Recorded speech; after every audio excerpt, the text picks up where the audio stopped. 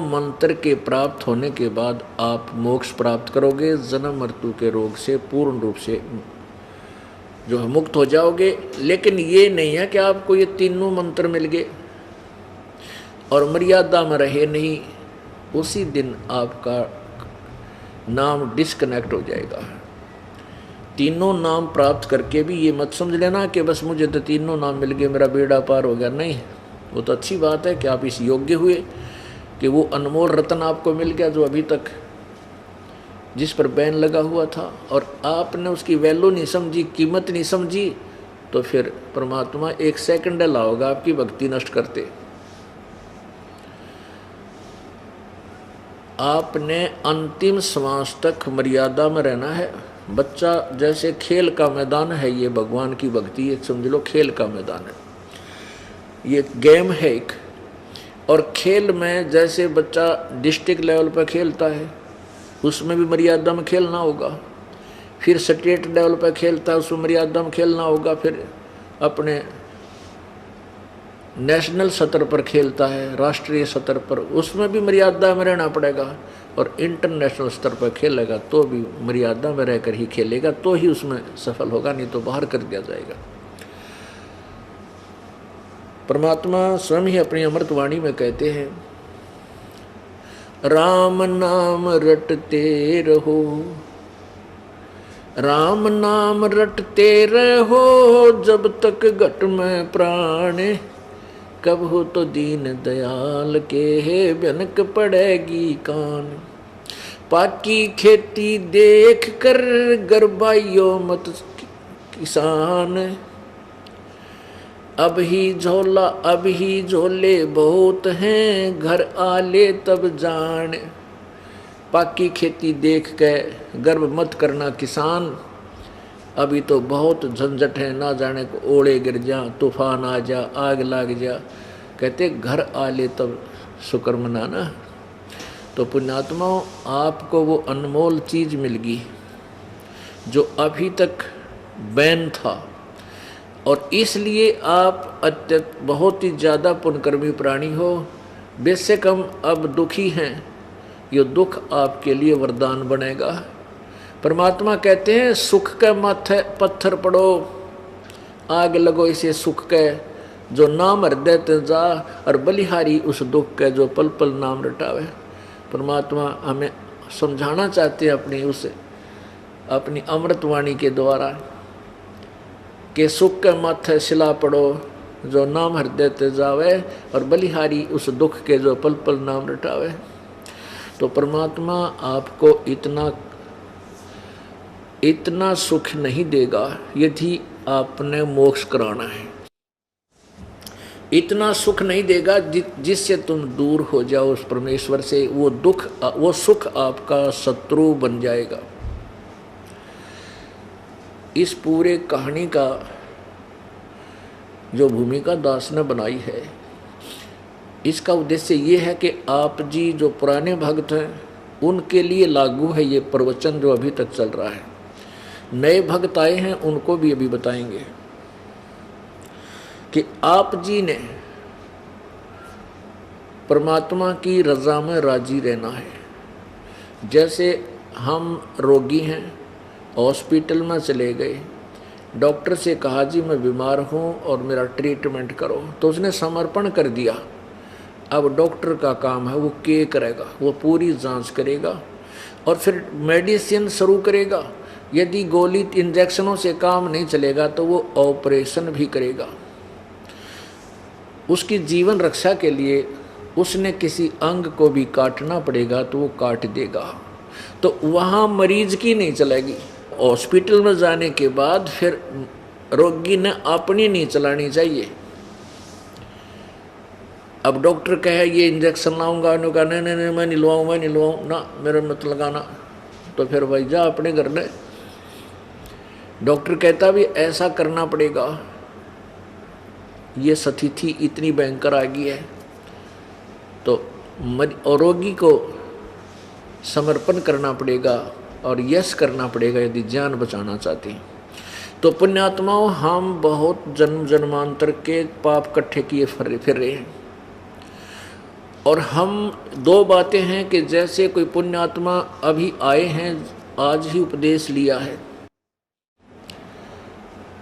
और वो क्योंकि वो आते हैं उनका, जैसे हमारे भक्त जिन्होंने 2 वर्ष 4 वर्ष 5 वर्ष 10 वर्ष हो गए, 14-15 वर्ष भी हो गए कईयों को,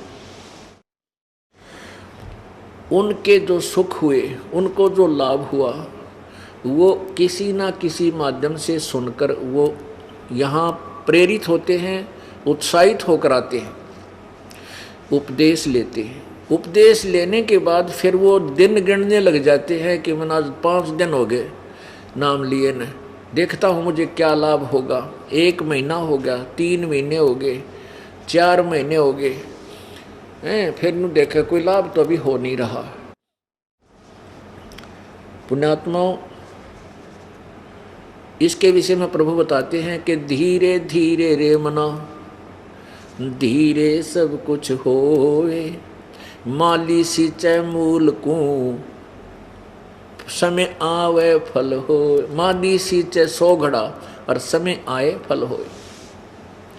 धीरे धीरे रे मना, धीरे सब कुछ हो, माली सिंचै 100 घड़ा और समय आए फल हो। एक आम का पौधा, एक आम का बीज बो दिया, वह गुठली, उसमें सिंचाई प्रारंभ की, अंकुर होगा, 10 दिन में हो, 15 दिन में हो, अंकुर आएगा, अवश्य आएगा, महसूस होगा, फिर वो धीरे धीरे पौधा बनेगा, सिंचाई जारी रखनी पड़ेगी, फिर वो बड़ा होगा, धीरे धीरे वो उसमें सैकड़ों घड़े पानी के डालने पड़ेंगे उस सिंचाई जिसने वो आम खाने हैं। तो वो फिर 10 वर्ष में, 5 वर्ष में, 12 वर्ष में जाकर के वो पूरा पेड़ बनेगा। और पेड़ बनने के बाद फिर देखना, इतने फलों से लदपद हो जाएगा, आप भी खा लोगे, परिवार भी छक लेगा, पड़ोसी भी ले जाएंगे, रिश्तेदारों को भी दे दोगे तो भी खत्म नहीं होंगे। तो इसलिए आपने ये सत्य भक्ति रूपी आम का ये पौधा, ये बीजा है, ये बीज बीजा है। कुछ दिनों में आप देखना, इसको जल्दी ना करना, समय देना परमात्मा को। तो पुण्यात्माओं, आप वहाँ से प्रेरित होकर आते हो और कुछ दिनों को आप डिमांड कुछ लेकर आते हो और वो नहीं हो पाती है। आप ये मत समझना कि आपको राहत ना मिल रही है। आप डॉक्टर के पास जाते हो, आपके पेट में दर्द, आपकी टांग में पीड़ा है, और आप कहते हो जी मेरी टांग में पीड़ा है, जांघ के पास में। तो वो पीड़ा आपको, जांघ के पास जो पीड़ा होती है, वो पेट के अंदर कोई भयंकर रोग है, और डॉक्टर आपकी जांघ को नहीं देखेगा, वो पूरी टेस्ट करके देखेगा, उस रोग को ढूंढेगा। तो उसमें हम देखते हैं जैसे कोई एक्सीडेंट हो गया, उसका पीड़ा बहुत ज़्यादा हो रही है किसी विशेष टांग टूंग पे, और अंदर कोई ऐसा जख्म हो गया है कि अंदर उसका ब्लड शरीर के अंदर प्रवेश हो रहा है। तो डॉक्टर उस टांग के दर्द ना देखे, वो तो उस जो अंदर से ब्लड लीक होकर अंदर ही जा रहा है, उसको पहले ऑपरेशन करके उसने ठीक करेगा, और टांग वाले दर्द ने बाद में देखेगा, नहीं तो उसकी जान चली जाएगी। तो पुण्यात्माओं, हम जो डिमांड लेकर यहाँ आते हैं, और परमात्मा को ये पता है कि ये डिमांड तो इसकी पूरी होगी नहीं, इसकी तो मृत्यु 10 दिन में हो लेगी। तो वो पहले आपके उस अपने कोटे तक और साथ में आपके पुनों को जोड़ के वो परमात्मा आपके जीवन को एक्सटेंड करेगा। वह डिमांड तो बाद में हो जाएगी, या जन्नत चलेगी, भक्ति भी गई, और वह डिमांड भी रह जाएगी। तो ये सत्कर मान लेना, हम बिल्कुल अबोध हैं, हम बिल्कुल अनजान हैं, क्योंकि डॉक्टर की वाले ज्ञान को मरीज नहीं रख सकता। तो परमात्मा हमारा डॉक्टर है, और ये दास उसका कंपाउंडर है। जो आदेश वो देता है आपको, वही ट्रीटमेंट ये दास देता रहता है, और आपको पूर्ण लाभ होगा, पूरा ट्रीटमेंट होगा, ये सत्कर मान लेना। आप जैसे नाम उपदेश ले लिया और कुछ दिनों के बाद, साल, 1 वर्ष 6 महीने हो जाते हैं, आप क्या कहते हो जी मैंने पाठ भी करा दिया और फिर भी कोई लाभ नहीं हुआ। यही कमजोरी है हमारी कि हम पूर्ण ज्ञान नहीं समझ पाते। अब जैसे सर्दी है, सर्दी बहुत ज़्यादा है और आपको किसी ने सलाह दे दी भाई कंबल ओढ़ ले, आपने वह कंबल ओढ़ लिया और कंबल ओढ़ने के बाद भी सर्दी लग रही है। तो कई भक्त आते हैं, अनजान बहन भी आती हैं, बेटियां कहती हैं अनजानपने में कि उनको ज्ञान नहीं, भोलेपन में कहती हैं हमने तो 6 महीने हो गए नाम लिए न हैं और 2 बार जोत चढ़ा दी, को लाभ तो होता हो नहीं रहा है। तो कहने लगा, तो एक कहने लगी, दूसरे मेरा पति कह रहा था कि तू इस नाम न छोड़ दे, कुछ लाभ तो हो नहीं रहा। पुण्यात्माओं, यही कमजोरियां जो हमें ज्ञान नहीं, जो हमारे लिए दूनी हानिकारक हो जाती है।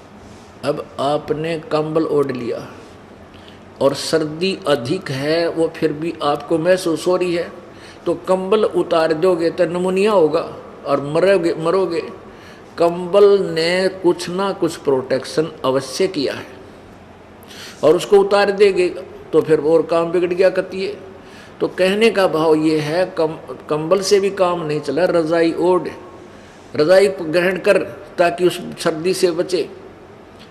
पुण्यात्माओं, ऐसे ही हम जो साधना कर रहे हैं, इसको त्यागने की बजाय इसमें और दृढ़ता के साथ, मजबूती के साथ, विश्वास के साथ लगे, क्योंकि इस ज्ञान से आपको इतना अवश्य ज्ञान हो जाएगा, जानकारी हो जाएगी कि इसके अतिरिक्त कोई भगवान नहीं, कबीर साहब से अतिरिक्त कोई अलग कोई भगवान नहीं, इससे सुप्रीम कोई भगवान नहीं, इससे इस साधना जैसा कोई और साधन नहीं, कोई और भक्ति मंत्र नहीं। इब जैसे सर्वविदित है कि स्वेटर पहन ली, जर्सी पहन लो, स्वेटर से भी सर्दी नहीं गई तो जर्सी पहन ऊपर गए, और जर्सी से भी सर्दी लग रही है तो कंबल ओढ़ ले। कहने का भाव यह है कि फिर भी सर्दी लग रही है, हाथ ठिठुर रहे हैं, पैरों में जुराब और जूते पहन रखे हैं, फिर भी उंगलियां ठंडी हो गई हैं, कान भी ठंडे हो रहे हैं, तो इससे सिद्ध है कि गर्मी सर्दी इतनी भयंकर है कि इतना जुगाड़ जोड़े पाछे भी वह फिर भी महसूस हो रही है। और ये सारे उतार रखे होते तो मर जाता, नमूनिया होकर रात नहीं कटता है। तो कहने का भाव ये है कि हमारे कर्मों की सर्दी बहुत घनी है, बहुत ज़्यादा है, पाप कर्मों की, और वो इतना कुछ ट्रीटमेंट, इतना कुछ प्रोटेक्शन करने के बाद भी, इतना नाम ले करके जाप भी करते हो, धर्म भी कर रहे हो, फिर भी महसूस हो रही है। होने दे, क्योंकि वो जान नहीं ले सकती। जैसे स्वेटर पहन ली, जर्सी पहन ली, टोपा पहन लिया, जूते जुराब पहन लिए, सर्दी फिर भी लग रही है, वह तो भयंकर सर्दी है ही, लेकिन वह जान नहीं ले सकती, आपको मार नहीं सकती, हानि नहीं कर सकती, बेशक महसूस हो रही है।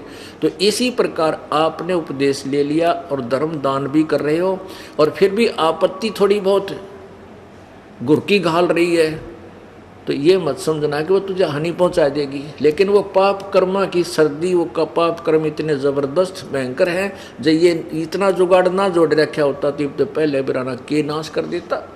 तो कहने का भाव यह है कि परमेश्वर की शरण में और ये साधना करते हुए भी थोड़ी बहुत हानि आपको हो रही है, कोई महसूस हो रही है, तो इससे विचलित मत होना।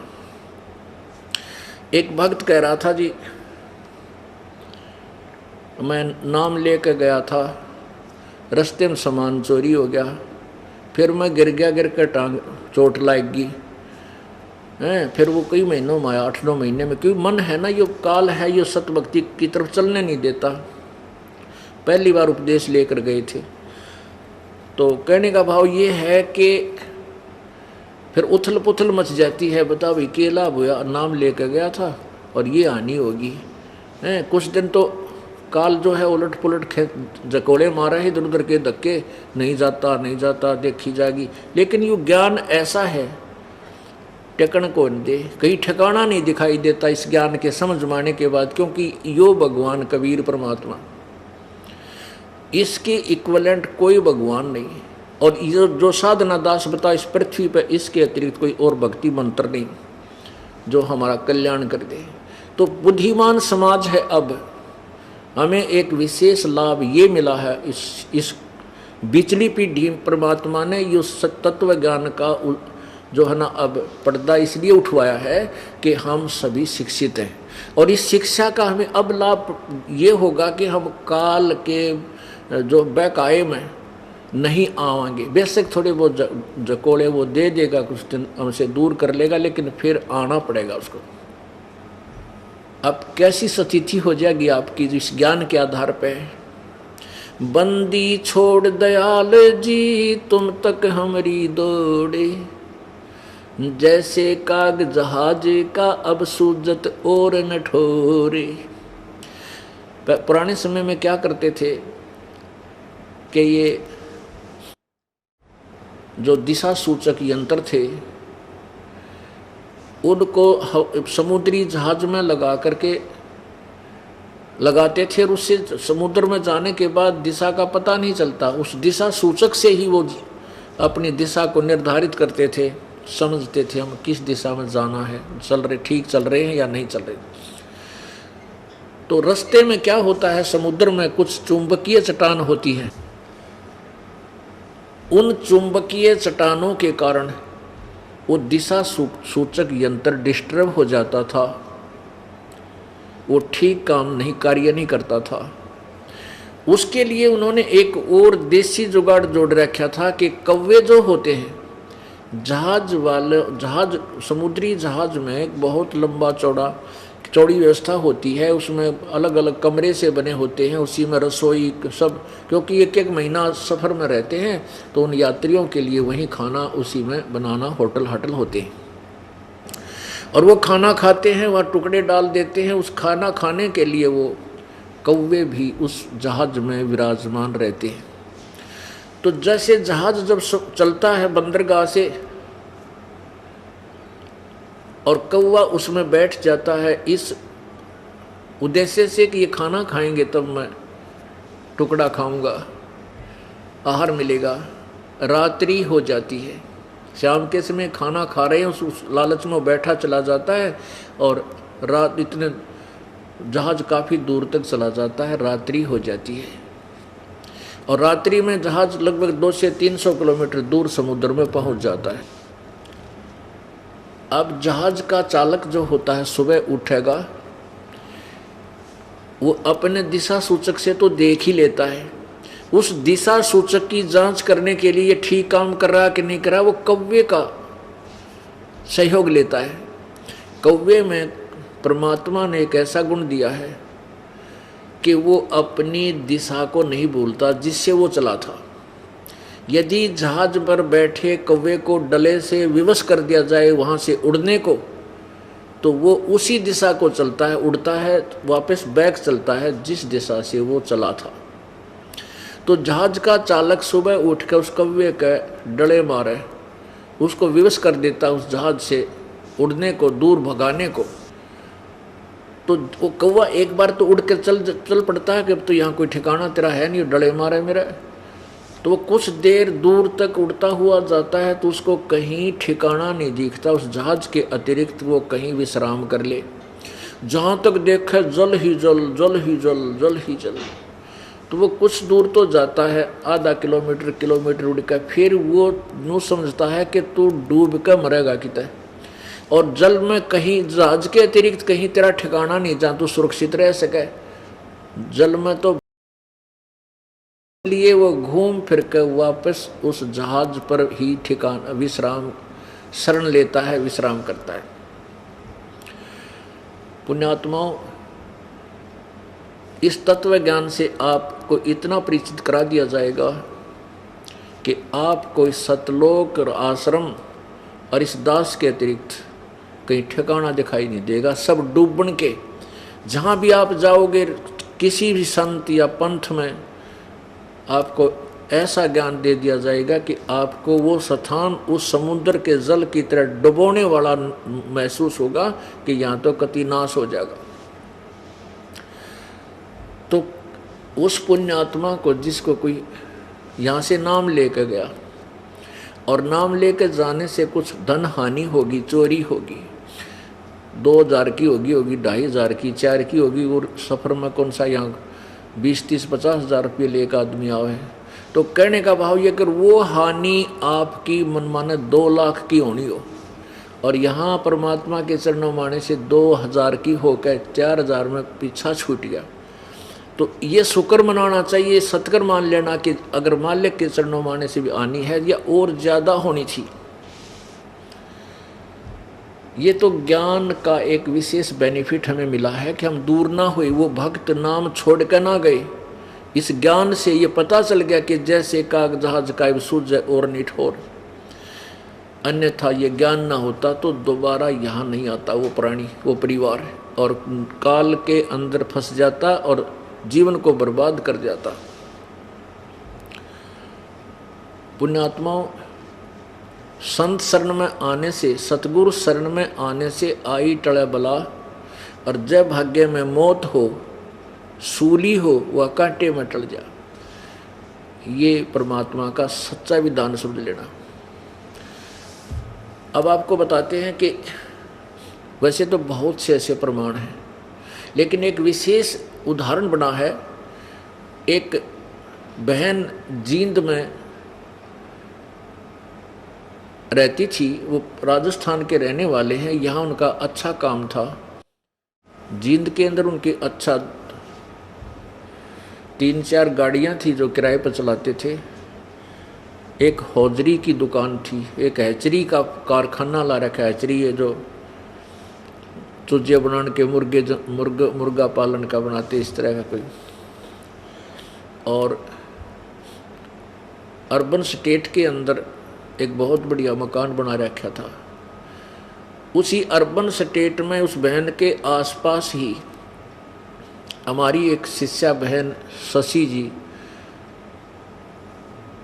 जो अब यहीं आश्रम में रहती है, कुर्बान है परमात्मा के ऊपर, वो पड़ोसी थी उसकी। और वो बहन शशि पहले अपने दुख वो हेडमास्टर थी हाई स्कूल की, प्रिंसिपल समझ लो। और फिर भी तकलीफ़ें इतनी थी, इधर उधर कई संतों के पास गई, पता नहीं कितने उसने संतों के पास गई। दुख में आदमी देखो, जब बीमार है, कोई रोगी है, तो डॉक्टर की तलाश में चल पड़ता है, और वो नकली वैद्य मिले जहाँ उसके जीवन को ख़त्म कर देते हैं। तो वो जगह जगह गई, बेचारी कोई लाभ ना मिला। उसको फिर एक उसके पड़ोस में हमारी एक और बहन हुक्मा बहन है, वो उस शशि से पहले उपदेशी थी। तो हुक्मा के घर पर हम पाठ करने गए थे।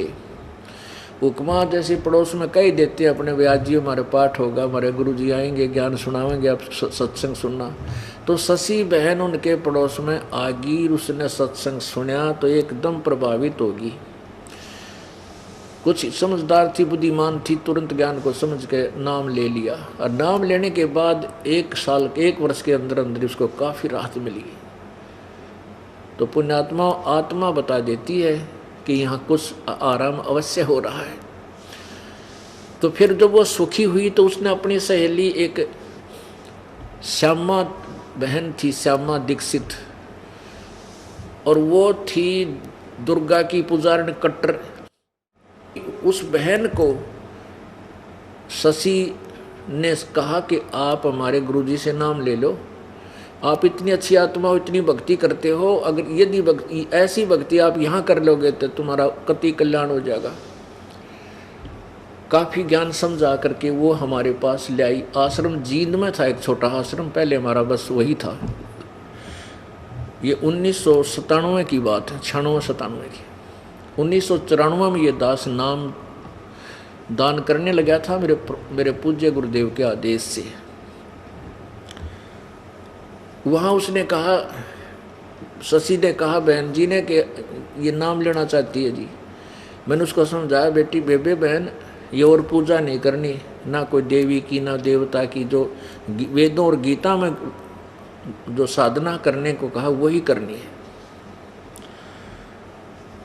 तो वो कहने लगे जी मैं तो दुर्गा की अपनी देवी की पूजा करती हूँ, मैं देवी ने ना छोड़ सकती, मुझे तो देवी दर्शन देती है। मैंने कहा बहन देख ले हमारा उपदेश, मैं उपदेश उस समय दूंगा तो आप ये टर्म एंड कंडीशन स्वीकार करोगी और साधना नहीं करोगी, केवल एक ही परमपिता की साधना करनी है। जैसे गीता जी अध्याय नंबर 18 के श्लोक 62 में कहा कि तू सर्व भाव से, यानी सब और किसी प्रकार की साधना ना करके एक रस, एक अनन्य भक्ति से, अनन्य का अर्थ होता किसी और की ना करे, केवल एक परमपिता परमात्मा पूर्ण बन की, तो तब मैं तुझे नाम उपदेश दूंगा, तो ये टर्म एंड कंडीशन स्वीकार करेगी, ये सारे हमारे नियम। नहीं बोली जी ना जी मैं तो ना करूँ, बात चली गई, कोई बात नहीं। वो बता रही बहन फिर उस इस शरण में आने के बाद वो श्यामा दीक्षित ने खुद अपनी लिख कर कहानी बताई। कहने लगे जी मैं फिर क्या हुआ कि शाम के समय मैं ऐसे ही अपने घर से निकलकर जा रही थी किसी कामवश, एक कोठी में माता के का जागरण हो रहा था दिन में, और मैं वहाँ जाकर वहाँ सैकड़ों की संख्या में बहनें बैठी थी, कुछ भगत भी भाई बैठे थे। मैं पीछे से जाकर बैठ गई, मेरे तो घीसा गल गया क्योंकि मैं दुर्गा की पुजारी ने दुर्गा का ही वहाँ पूजा गुणगान हो रहे थे।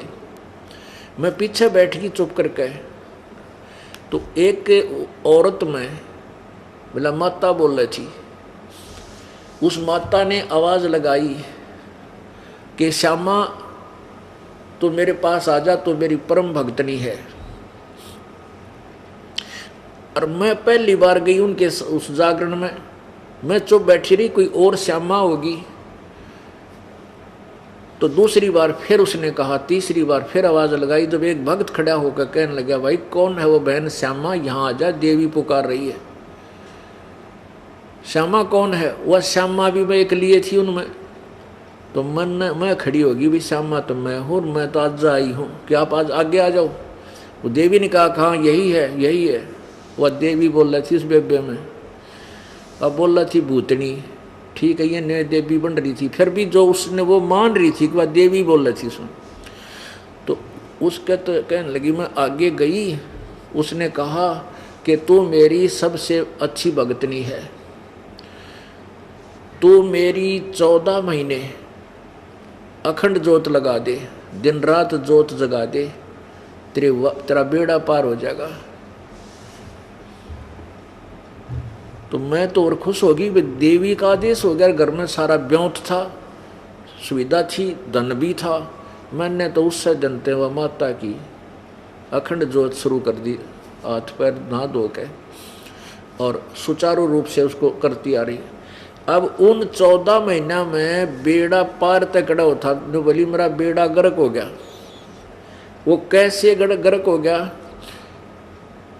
वो तीनों तक गाड़ी बेकी, ऐसा घाटा हो गया, तीनों गाड़ी बेकी, वो दुकान बेकी, वो एजरी का जो कारखाना वो था, वो कारखाना वो बिक गया, और पति की नौकरी छूट गई, वो बैंक में सर्विस करता था, और एक मुकदमा बढ़ गया, वो मतलब सजा की भी तैयारी होगी। अब मैं रो रही थी, बुरा हाल था, और बहन शशि फिर आके कही मेरे तक तू नाम ले ले बेबे, बहन अब भी नाम ले ले, आजा तेरा कल्याण हो जाएगा। मैं मानने को तैयार नहीं थी, देख किसी खोटे कर्म और कैसे उलझा रखा था हमारे को, अब तो रोती है वो। कहने लगी जी एक फिर रात्रि के समय मुझे माता दिखाई दी, ये शेरा वाली, ऐसे ही यूं कि नो पूरे रूप से, और कहने लगी श्यामा तेरी आपत्ति मेरी समर्थता से बाहर थी, मैं उसको नहीं मिटा सकती थी, नहीं दूर कर सकती थी। आप वहाँ चले जाओ कबीर परमात्मा के शरण में, वो पूर्ण परमात्मा है, और इस दास का नाम लिया कि तू वहाँ चली जा और वहाँ तेरा कल्याण होगा रामपाल के पास। अब ने बोली मन ने तो रात काटनी मुश्किल होगी, सपना से टूट गया। सुबह उठते ही शशि के पास गई, शशि बहन जी को साथ लेकर के वो आश्रम जींद में गई। जब ये दास गांव गांव में घर घर जाकर पाठ किया करता था और आश्रम में तीसरे चौथे दिन दूसरे तीसरे दिन जाता था, जब पूरा पाठ हो जाता, जैसे यहाँ 3 दिन का समागम होता है। मैंने जाना था उस दिन, शशि बहन को पता था कि आज गुरुजी आएंगे। उस दिन मैं नहीं जा सका, 3 दिन बाद गया। तो 3 दिन कंटिन्यूस गई वो उस आश्रम में उपदेश लेने के लिए, और ना तो नखरे करे थी। जब उसने कहा कि शशि बहन जी ने कहा कि ये श्यामा बहन जी उपदेश लेना चाहती है, मैंने उससे कहा बहन आज वो टर्म एंड कंडीशन आज भी ज्यों की त्यों हैं, वो तुझे स्वीकार हो तो नाम मिलेगा, ना नाम नहीं दूंगा। वो कहने लगे जी मुझे सारी टर्म एंड कंडीशन, सारे आपकी जो नियम कहोगे वो मान्य हैं, मैं पालन करूंगी। फिर उसने रो रो के अपनी कथा सुनाई कि मेरा कति नाश हो गया, ये ऐसे ऐसे 14 महीने मैंने जोत लगान की गई थी उस देवी ने, मेरा कति नाश हो गया। फिर मैं कहा आज कैसे आएगी तू? वो कहने लगी कि देवी ने कही मुझे रात को स्वप्न में, ना तब भी नहीं आती। अब परमात्मा क्या बताते हैं, इन गुरुआं गांव बिगाड़े संतो गुरुआं गांव बिगाड़े, ऐसे कर्म जीव कर लाजिए ईब जड़े नहीं जाड़े। सर्वनाश हो गया। और फिर भी नो कह देवी की पूजा में छोड़ दो कोई ना। पुणात्मा पवित्र 4 वेदों में, पवित्र गीता जी में कित देवी की पूजा का जिक्र भी नहीं है, ना ब्रह्मा विष्णु महेश की पूजा का, बल्कि ब्रह्मा विष्णु महेश यानी रजगुण ब्रह्मा सतगुण विष्णु तमगुण शिव जी की पूजा को गीता जी अध्याय नंबर 7 के श्लोक 12 से लेकर 15 में और 20 से लेकर 23 में, अध्याय 9 के मंत्र श्लोक 25 में बिल्कुल मना किया है कि ये पूजा नहीं करनी चाहिए, केवल मेरी अर्थात ब्रह्म की साधना ओम नाम से करो। और फिर कहते मेरी साधना भी ठीक नहीं, उस पूर्ण परमात्मा की साधना किसी परम संत जो तत्वदर्शी हो उससे लेकर के आप जन्म मृत्यु के रोग से मुक्त हो सकते हो। तो फिर उस बहन को 1 वर्ष के अंदर काफ़ी राहत मिली है। पति के ऊपर जो मुकदमा था वो भी धीरे धीरे ठीक हो गया, उसको पुनर्नौकरी मिल गई, एक लड़के की नौकरी लग गई, वो जो मकान था वो भी गिरवी हो गया था जिसमें वो रहा करते थे, वो बैंक के लोन से गिरवी था, कुड़की की तैयारी थी। कुछ रजा हुई परमात्मा की, ऐसी ढीठ डाल सी होती चली गई और वो कुड़की होने तो बच गया। और फिर वो पूरा परिवार के गुण गावे परमात्मा के। मैंने उस श्यामा से कहा बहन एक बात बता, यदि तू उस दिन ये नाम ले लेती जिस दिन पहली बार बहन शशि तुझे लेकर आई थी, और तुझे 30 लाख का टोटा हो गया, घाटा 30 लाख का हो गया, यदि ये नुकसान तुझे 30,000 में टल जाता तो नाम त्याग देती।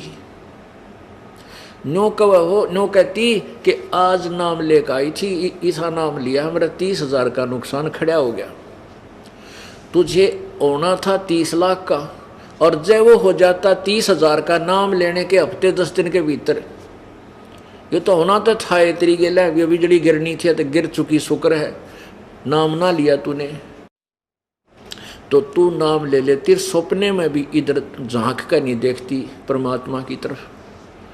और हालांकि भगवान ने तेरी इतनी आपत्ति टाल दी होती, तुझे पता भी नहीं होता। तो वो कहती है जी सचमुच यह सच्ची बात है, यदि नाम लेने के बाद मुझे 30 मनता भी तक नुकसान देखा ही नहीं था, और अगर 30,000 का नुकसान हो जाता तो मैंने सोचूं देवी रुष्ट होगी और यो नाम ही सा ले लिया, उससे दिन त्याग दूं आपकी। और अब वो कहती है वो आपत्ति में हमारे परिवार के लिए वरदान होगी, क्योंकि हमें भगवान मिल गया। वो आपत्ति ना आती, वो नाश ना होता तो मैं उस काल के पाड़े ने छोड़ती नहीं। आज परमात्मा ने उससे अधिक ठाठ कर दिए, सारी मौज कर रखी है।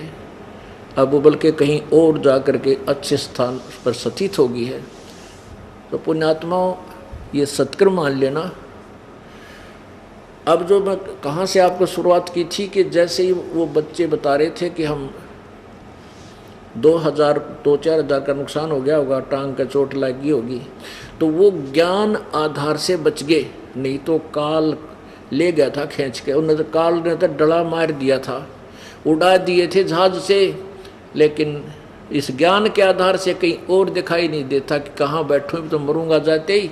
तो विद्वान समझदार बच्चे थे, वापस फिर आगे पुनरुपदेश लिया, मैं बेटा इतनी सोच तेरे में जरूर आई है, क्या का नाम है, क्या फायदा हुआ, तो भी नाम टूट गया।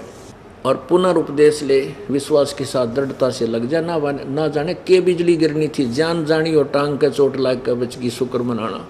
तो ये ज्ञान से भी हम परमात्मा के चरणों में रह सकेंगे, अन्यथा काल तक 24 घंटे दाव लगाए बैठा है, किस प्रकार इसने भगवान से दूर करूं। तो पुण्यात्मा मुश्किल से रास्ता मिला है, इसे दूर नहीं होना। इस ऑपरेशन थिएटर के बाहर मत जाना, जाते मरोगे। मरने का तात्पर्य यह है कि फिर और तक ही तो है ही नहीं इलाज। यो जैसे कुछ ऐसे ऑपरेशन हैं, ऐसे ट्रीटमेंट हैं जो ऑल इंडिया इंस्टीट्यूट दिल्ली से नीचे हो ही नहीं सकते, और उसने त्याग कर कि तो कहीं और बैठे जाकर किसी डॉक्टर का ठीक और लालच में उसने इंजेक्शन लाए जाएगा, तो अपने पैसे ऐंठ लेगा, लेकिन आखिर में मृत्यु को प्राप्त होगा, विनाश को प्राप्त होगा। तो इस स्थान को त्याग कर आप कहीं भी जाओगे, आपका कल्याण नहीं हो सकता, हानि ही हानि है। ठीक है, जब तक हमारे साथ इस, जैसे मान लिया आपने 4 वर्ष यहाँ साधना कर ली, ठीक ठाक लगे रहे श्रद्धा से, और किसी कारण से आप यहाँ से दूर हो गए, क्योंकि काल के कई जाल हैं, कई तरीके हैं आपको यहाँ से दूर भगाने के। मान बढ़ाई में हैं, कोई और दोष देख लेगा किसी भगत भगतनी में है, उड़त न्यूज है, तो आप अपने दोष को ना देखकर, यानी किसी भी कारण से वो दूर हो गया, छोड़ गया इस मार्ग से को, तो उसको क्या होगा कि 4 साल की हुई साधना या कोई कम साधना नहीं है।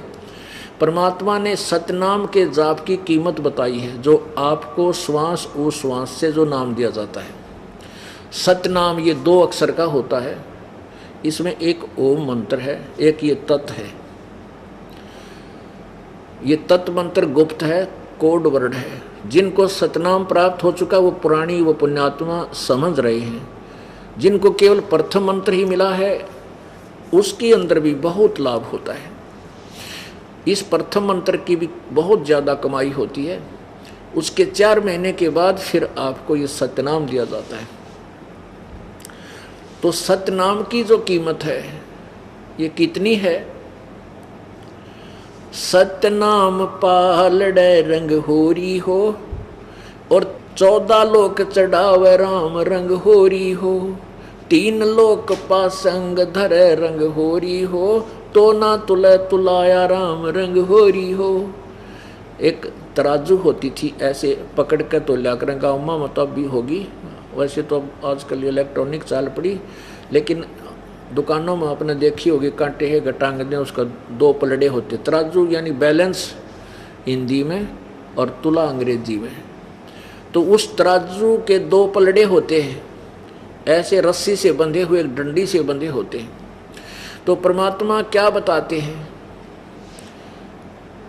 पास्यंग क्या होती थी? पास्यंग समझो, क्योंकि परमात्मा की वाणी को समझने के लिए हमें, क्यों ये परमेश्वर ने जो ज्ञान दिया है सिंपल लैंग्वेज में दिया, जो साधारण आदमी समझ सके, तो उसके लिए आप बच्चे जो है, अब उन पुराने जो टोटकिया ने कम जाना है, ये दास ऐसे समय में जन्म हुआ दास का सन 1951 में, कि उस समय ये अपने सारे जो देसी नाम थे हमारा याद हैं, और ये परमात्मा की वाणी भी अपनी लोकल लैंग्वेज में ज़्यादा लिखी हुई है। तो उस इसलिए दास को ऐसे समय पर जन्म दिया कि वो भी हमारा याद है, और ये अब की शिक्षा भी हमने ग्रहण कर ली, दोनों मिली हुई, दोनों से ये ज्ञान सुलझता है। तो पास्यंग किसे कहते हैं? उस तराजू के अंदर पहले पुराने समय में एक तराजू आया करती, ताखड़ी, उसमें एरर होती थी, उसने पास्यंग कहा करते हैं।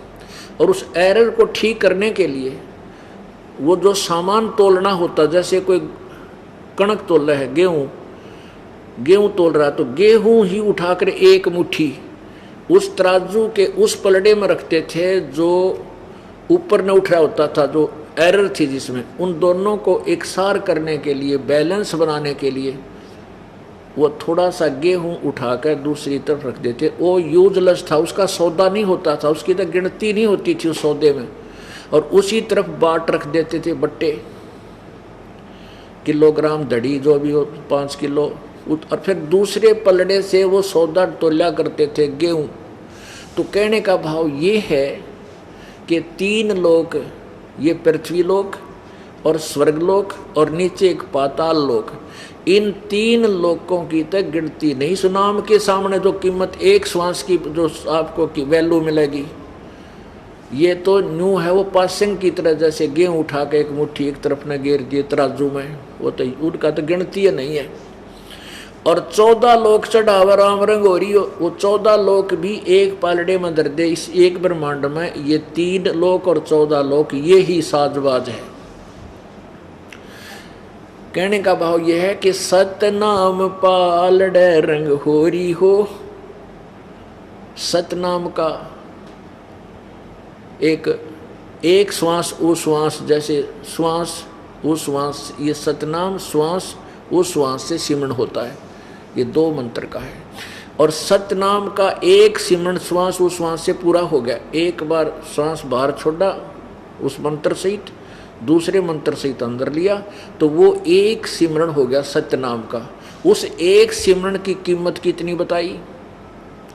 एक स्मरण की कीमत कितनी है एक मंत्र के की, कि 3 लोक पासंग धरे रंग होरी हो, तो ना तुले तुलाया राम रंग होरी हो। ओहो,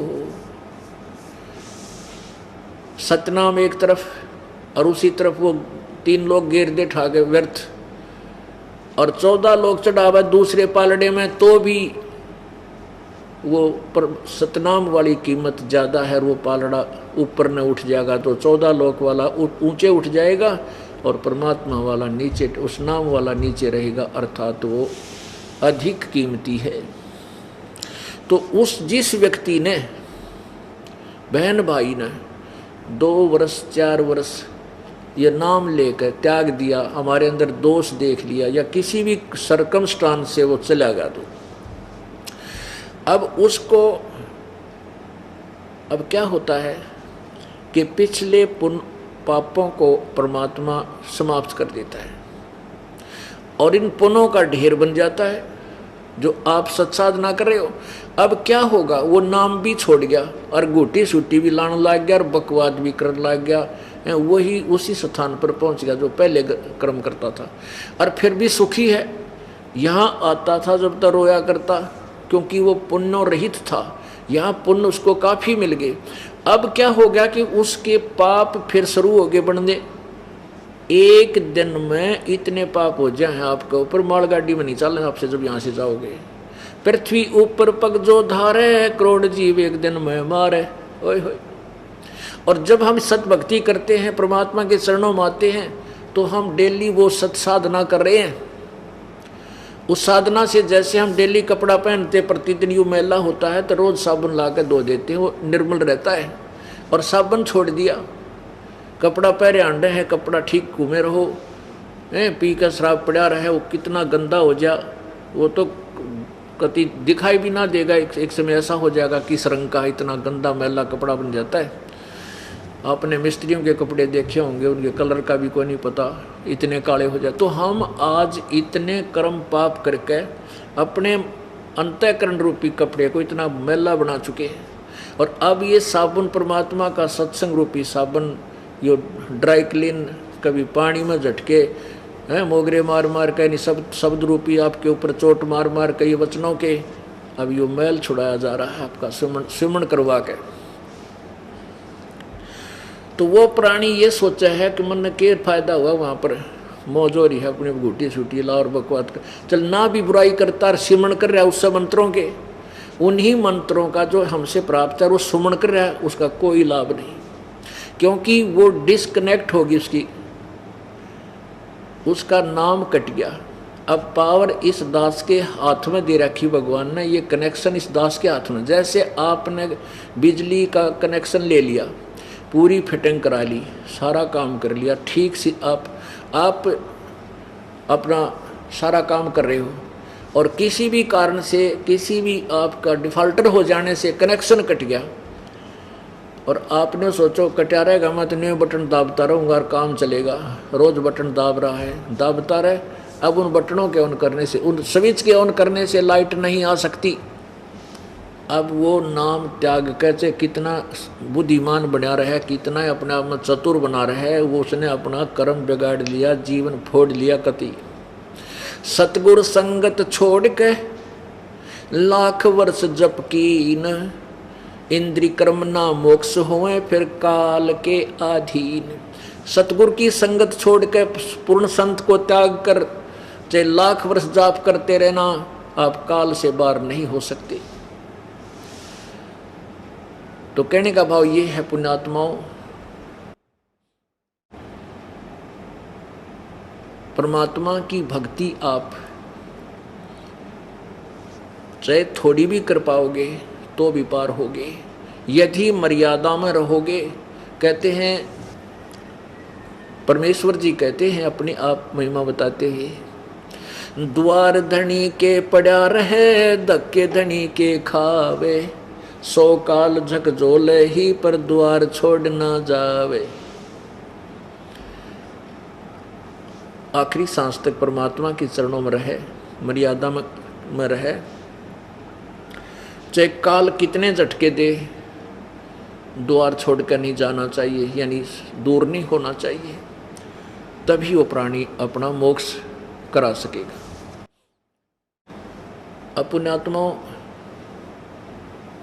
प्रसंग चल रहा है, जग सारा रोह गया रे, जिन सतगुरु वैद न जाण्या, जग सारा रोगिया रे, जग सारा रोगिया रे, जिन सतगुरु वैद न जाण्या, जग सारा रोगिया रे। भाई जन्म मरण का रोग लगा है, या तृष्णा बडरी खांसी, जन्म मरण का रोग लगा है, तृष्णा बडरी खांसी, आवागमन की डोर गले में पड़ी काल की फांसी, जग सारा रोगिया रे, जिन सतगुरु वैद न जाण्या, जग सारा रोगिया रे, जग सारा रोगिया रे, जिन सतगुरु वैद न जाण्या, जग सारा रोगिया रे। भाई सच्चा सतगुरु कोई न पूजे, इन झूठों जगपतियासी, सच्चा सतगुरु कोई न पूजे, इन झूठों जगपतियासी, अंधे की बाँ गही अंधे न ये मार्ग कौन बतासी, जग सारा रोगिया रे, जिन सतगुरु वैद न जाण्या, जग सारा रोगिया रे, जग सारा रोगिया रे, जिन सतगुरु वैद न जाण्या, जग।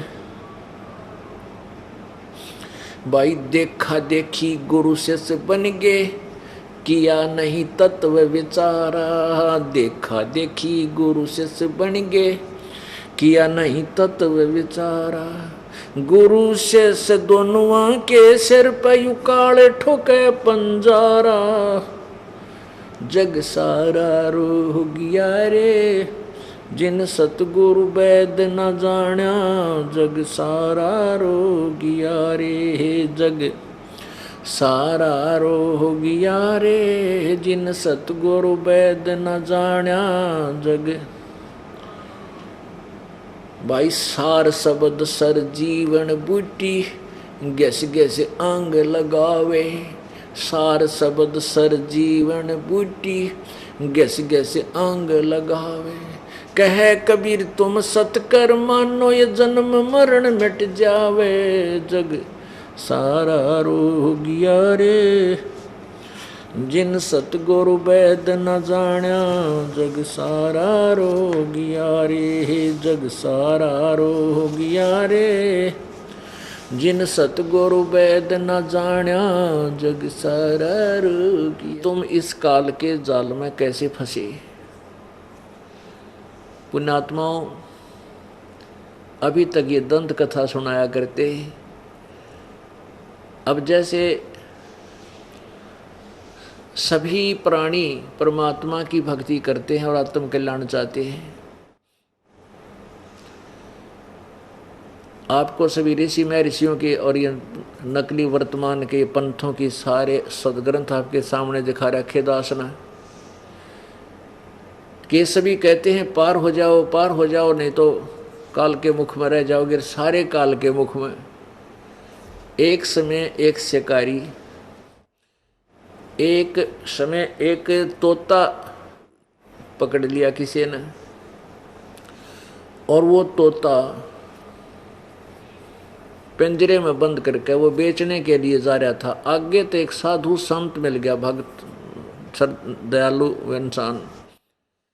उसने विचार किया कि ये तोता जंगल में घूमने वाला फ्री यानी बहुत स्वतंत्र पक्षी पिंजरे में फंस गया, सारी उम्र इसमें रहेगा, क्यों ना मैं इस तोता बेचने वाले से इसको लेकर के और जंगल में छोड़ दूं, पुण्य होगा। उसने इसी दृष्टिकोण से वो 5 रुपये में तोता ले लिया पिंजरे समेत। अब उस भगत ने सोचा, उस संत ने सोचा कि मैं इसने कुछ शिक्षा दे दूं, पढ़ा दूं, कहीं वो फेरना चक्कर में फंस जा। अब उस जाकर के ऋषि ने उस तोते से कहा, भाई तोता राम तू क्यों कर फंसा भाई इस जाल में, कैसे फंसा तू पिंजरे में। कहने लगा जी शिकारी आया था और वहाँ दाने डाल दिए, हम दाने खाने लग गए, कणक गेहूँ बाजरा ज्वार डाल दी, हम वो खाने लग गए और शिकारी ने जाल डाल दिया, हम जाल में न्यों फंस गए। तो वो संत कहने लगा, भाई तोता राम जय मैं तने छोड़ दूँ, खोल दूँ, तू आगे तो जाल में नहीं फंसेगा। अक ना जी, अक सुन ले तो ध्यान रखिए, देखिए ख्यास रखिए और तोतों और अपने साथी तोतों को बता देना, पक्षियों को, भाई शिकारी आवेगा और जाल दाने डालेगा, जाल डालेगा, दाने डालेगा, तुम दाने मत खाइयो, दाने नहीं खाओगे तो फंसोगे कैसे। हाँ जी बिल्कुल ठीक है। तो उस तोते तो फिर बोला, गुरुजी बोला, भाई यो जो मैंने तेरे को एक विधि बताई है तेरा याद होगी। तोता बोला जी कति याद होगी, सुना, शिकारी आवेगा, दाने डालेगा, जाल बिछावेगा, हम दाने नहीं खावांगे तो जाल में कैसे फंसेंगे। अब गुरुजी ने 2, 4, 10 बार उसे एक पाठ सुना, तोते ने फटाफट सुना दिया। अब गुरुजी ने सोचा भी तोता सियाना हो गया, ये फंसेगा नहीं, और कहा बेटा औरों को भी बता देना, जाकर के सब पक्षियों को ये पाठ याद करा देना। अच्छा जी। अब तोता छोड़ दिया। अब तोता पहुंचा अपने मित्रों और परिवार में, उन सब में गुरु पाक गया ने बोला, सुनो आपको मैं एक विधि बताता हूँ, हम कैसे जाल में फंसते। शिकारी आवेगा, दाने डालेगा, जाल बिछावेगा, हम दाने नहीं खाएंगे तो हम जाल में फंसेंगे कैसे। हाँ, सब ने जितने भी तोते थे उस जंगल के, उसने सबका गुरु पाक गया और सब तय पाठ पढ़वा दिया। एक दिन एक शिकारी उस क्षेत्र में पहुंच गया जहां पर वो गुरुजी के चेले थे, वो तोते। उसने जब वहाँ उनकी आवाज़ सुनी, कहने लगे वो क्या बोल रहे थे, शिकारी आवेगा, जाल बिछावेगा, दाने डालेगा, हम दाने नहीं खाएंगे तो हम फंसेंगे नहीं जाल में। अब शिकारी ने सोचा भाई तू तो आज रोंग स्थान पर आ गया, गलत जगह आ गया, तो सारे तोते पढ़े पढ़ाए हैं, देख भी ना फंसा जाल में, बात बिगड़ गया। तो भाई 5-6 किलोमीटर जंगल में आया, यहाँ तो कसूते, ये तो ज्ञानवान आदमी टकरा गया, पक्षी टकरा गई, तो एक भी ना फंसा। उसने सोचा चल कुछ दाने डालकर जाल बिछा देता हूँ, थोड़ी बहुत देर देख लेता हूँ, को फंसेगा ठीक से, न ठा कर जाल चल पड़ूंगा। उसने दाने डाल दिए, जाल बिछा दी। वो मेरे जैसा गुरु जो गुरु बन रहा सबसे पहले वो पहुंचा दाने खान, फिर उसके चेले सारे, और दाने खा रहे हैं और कह रहे हैं दाने डाल लेगा, हम दाने नहीं खाएंगे तो हम फंसेंगे कैसे। अब शिकारी ने सोचा रहे तो कति बोली पीरियड बांडे बांडे हैं इनका, इनमें हरदम जगह कति नहीं। उसने वो जब हो रही है ना 20 30 50 उसमें इकट्ठे हुआ जाल खींच ली, सारे जाल के वहां।